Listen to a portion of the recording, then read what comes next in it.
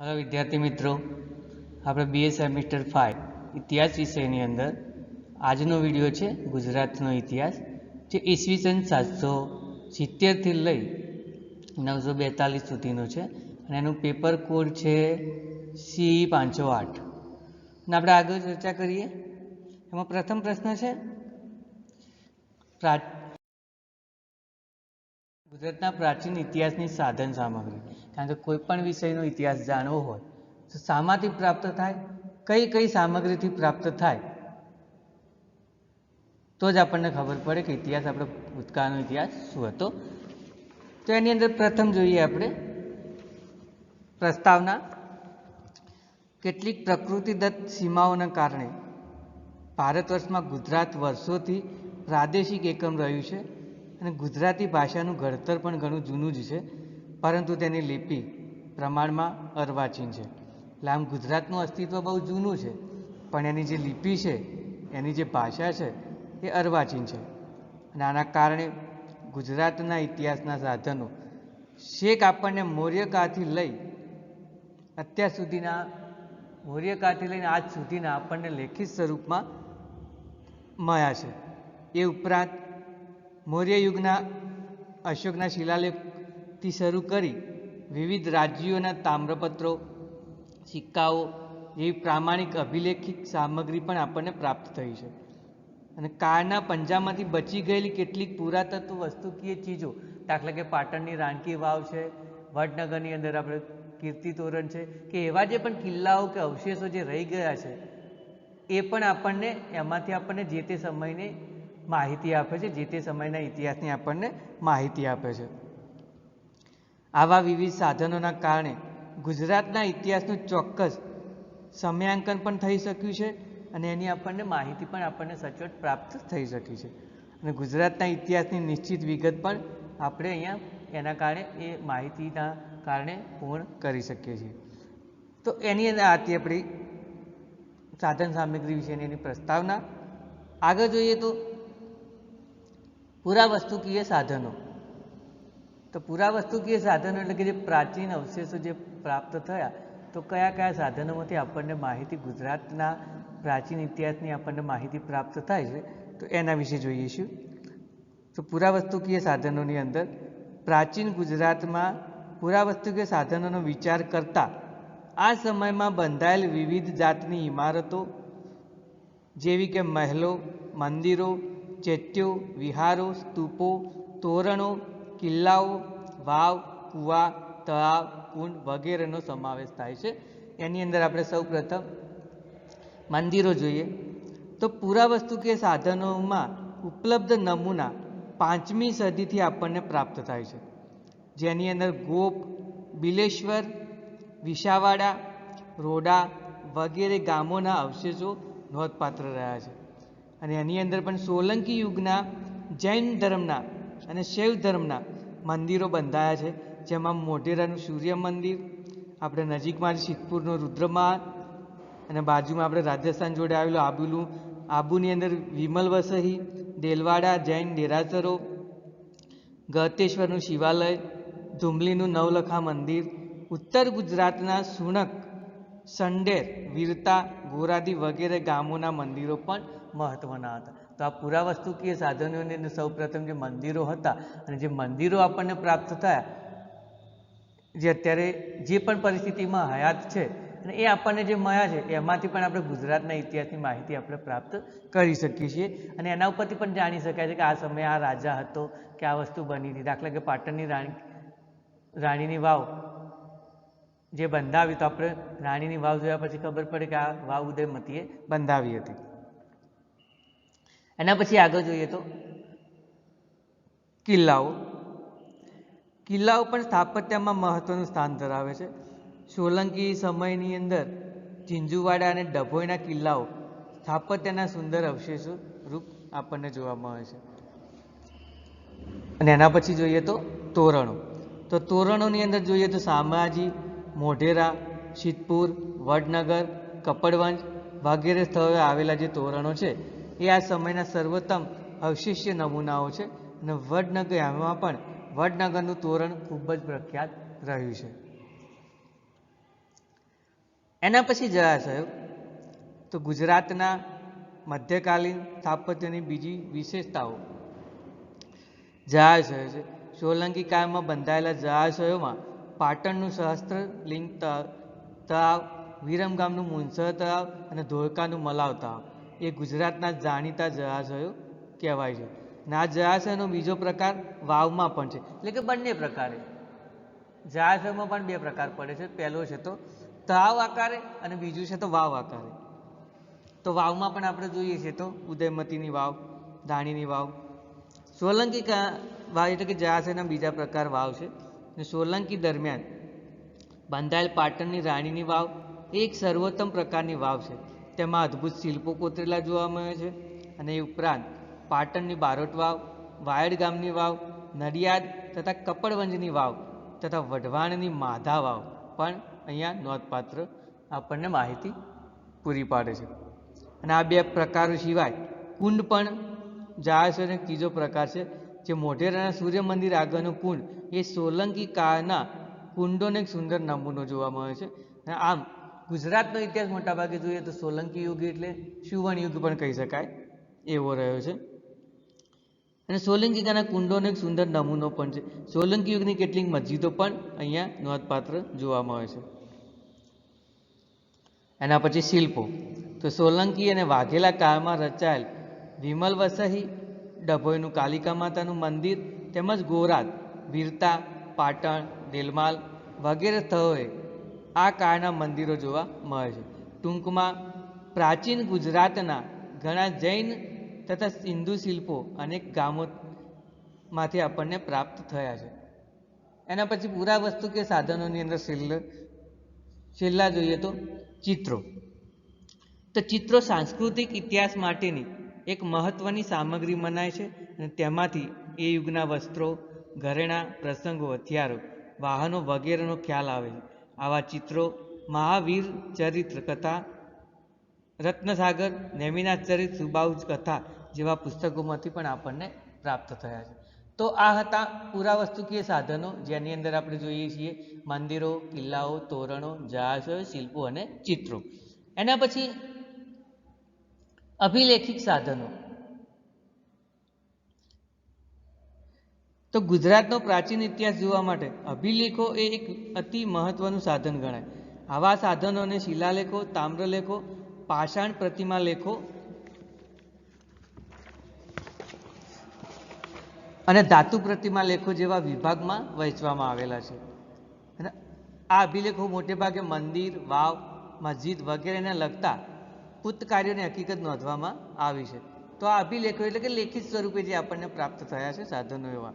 એની અંદર પ્રથમ છે શિલાલેખો.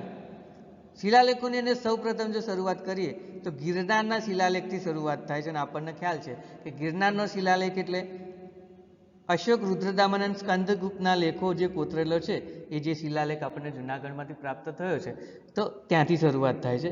આ લેખ ગુજરાતના ઇતિહાસનો 775 વર્ષ જેટલો વૃત્તાંત આવરી લે છે. કે જે જૂનાગઢની અંદર જે શિલાલેખ અશોકનો મળ્યો તો એ લેખ મળવાથી એની લિપિ ઉકેલવાથી 750 વર્ષનો ઇતિહાસ આપણને જાણવા મળી જાય છે.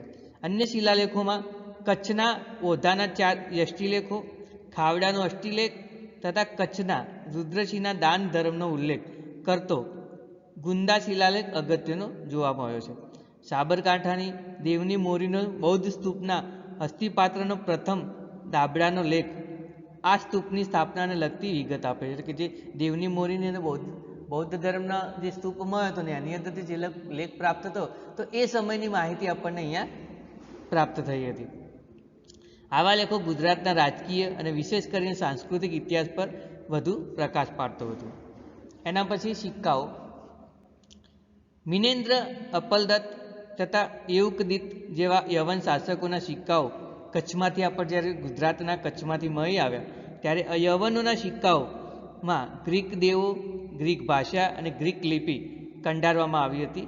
અને એ ઉપરાંત પ્રાકૃત ભાષા અને ખરોષ્ઠી લિપિમાં પણ રાજાનું નામ અને બિરુદ આપણને મળે છે. સિક્કાઓમાં ચિત્રકૂટો, સત્રપો અને ગુપ્તોના સિક્કાઓ પણ આપણને જે પ્રાપ્ત થયા એમાંથી પણ આપણે ગુજરાતના ઇતિહાસની માહિતી આપણને પ્રાપ્ત થાય છે. ગુપ્ત સમ્રાટોમાં ચંદ્રગુપ્ત બીજો, કુમારગુપ્ત અને સ્કંદગુપ્તના સિક્કાઓ વિશેષ પ્રમાણમાં મળ્યા છે, જ્યારે મૈત્રકો, રાષ્ટ્રકૂટો, ચાવડાઓ અને સોલંકીઓના સિક્કાઓનો આપણને થોડો અભાવ જોવા મળ્યો છે. સિક્કાઓ ઐતિહાસિક સંશોધન માટે પણ એક મહત્વની સાધન સામગ્રી માનવામાં આવે છે. એના પછી તામ્રપત્રો. તામ્રપત્ર એટલે કે તાંબાના પતરા ઉપર લખવામાં આવેલું એક પ્રકારનું લખાણ. તામ્રપત્રોને લેખિત સાધનોમાં ઘણી અગત્ય પ્રાપ્ત થઈ છે. તેમાં શાસક, એનો વંશ તથા તેની સિદ્ધિઓની વિગતવાર આપણને માહિતી પ્રાપ્ત થઈ છે. ગુજરાતના પ્રાચીન ઇતિહાસને લગતું જૂનામાં જૂનું તામ્રપત્ર જો કહી શકાય તો એ 4મી સદીનું કલછલા એટલે કે છોટાઉદેપુર ગામથી પ્રાપ્ત થયું હતું. અને મૈત્રક શાસકોના 100 ઉપર તામ્રપત્રો આપણને પ્રાપ્ત થયા છે. આ તામ્રપત્રો મૈત્રકોનો સહંગ ઇતિહાસ લખવા માટે આપણને બહુ જ મદદરૂપ થયા હતા. મૈત્રકો ઉપરાંત એના અનુગામીઓ તથા અન્ય લગભગ તમામ શાસકોના પણ તામ્રપત્રો આપણને મળ્યા છે. એના પછી લઘુલેખો. તો તામ્રપત્ર પછી લઘુલેખો એટલે અન્ય નાના લેખોમાં વાસણો, મુદ્દાઓ, મુદ્રાંકનો, પ્રતિમાઓની બેસણી તથા પીઠ પરના લેખોનો સમાવેશ થાય છે. તો આમ લઘુલેખો પણ આપણને ગુજરાતના ઇતિહાસની સાધન સામગ્રી, ઇતિહાસ જાણવા માટે સાધન સામગ્રી આપણને પૂરી પાડે છે.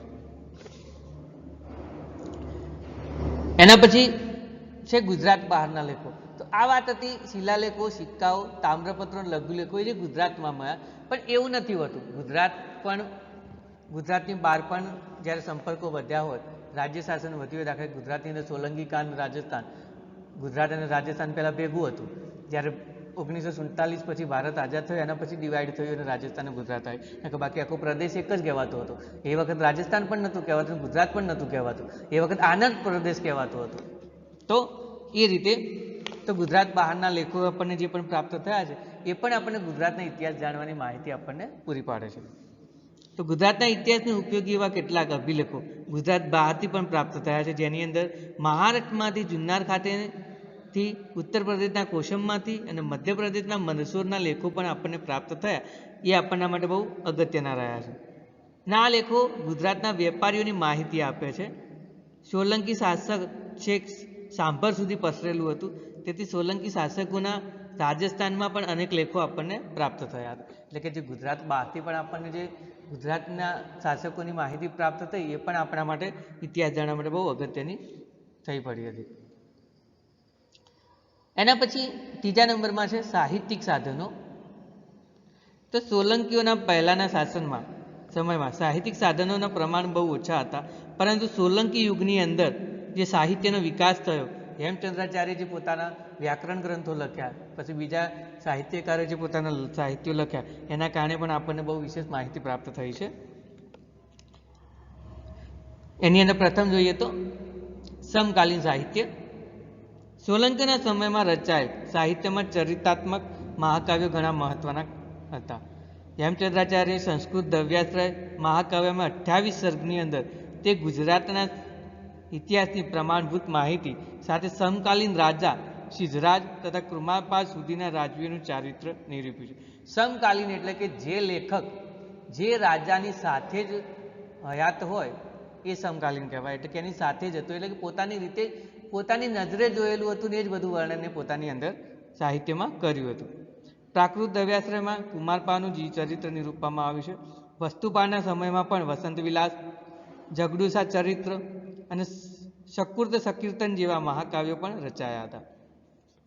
એની અંદર આગળ જોઈએ તો સોમેશ્વરનું સુરતોત્સવ, વસ્તુપાનું નરનારાયણનંદ તેમજ અમરચંદ્રનું બાલભારત વગેરે પૌરાણિક કાવ્યો તત્કાલીન ઇતિહાસ જાણવા માટે આપણને ઉપયોગી છે. અને બિલ્હણના નાટક કર્ણસુંદરીમાંથી પણ કેટલીક ઐતિહાસિક માહિતી આપણને પ્રાપ્ત થાય છે. યશપાએ મોહપરાજય નાટકમાં કુમારપાએ જૈન ધર્મ સ્વીકાર્યો તેની ચર્ચા કરી હતી. હમીર મદમર્દન નાટક એક ઐતિહાસિક પ્રસંગને કેન્દ્રમાં રાખીને પણ રચાયું હતું. તેમાં મહામાત્ય વસ્તુપાએ મુસલમાનોના આક્રમણનો સામનો કરી ગુજરાતમાંથી બહાર હાંકી કાઢ્યા હતા અને ગુજરાતને નિર્ભય બનાવ્યું હતું. એની પણ વિગત આપણને જાણવા મળે છે. પ્રશસ્તિઓ પણ રાજકીય અને સાંસ્કૃતિક ઇતિહાસ મેળવવાનું મહત્વનું સાધન છે. આ સમયની પ્રશસ્તિ ઘણી પણ અગત્યની છે. આ ઉપરાંત આનુશ્રુતિક વૃત્તાંતો આપતા પ્રબંધોના સંગ્રહ ગુજરાતના પ્રાચીન ઇતિહાસની કડીબંધ સામગ્રી આપણને પૂરી પાડે છે.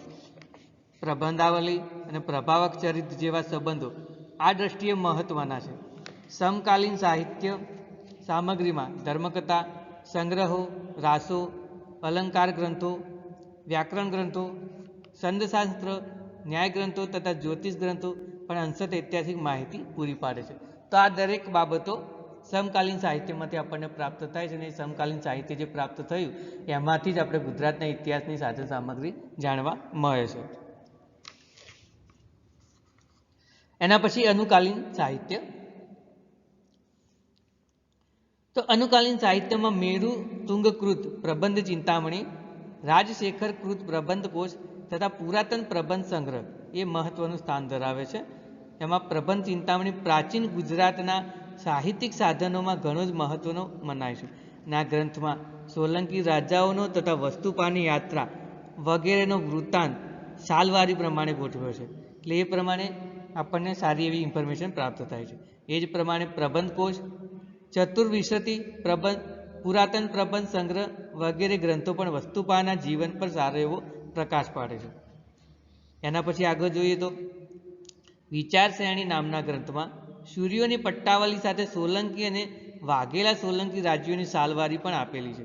જૈન પ્રભુ સૂર્યે રચેલા વિવિધ તીર્થકલ્પમાં શત્રુંજય, આબુ, ગિરનાર વગેરે તીર્થધામોને લગતા વૃત્તાંતો પણ અનુકાલીન સાહિત્યમાંથી આપણને મળ્યા છે.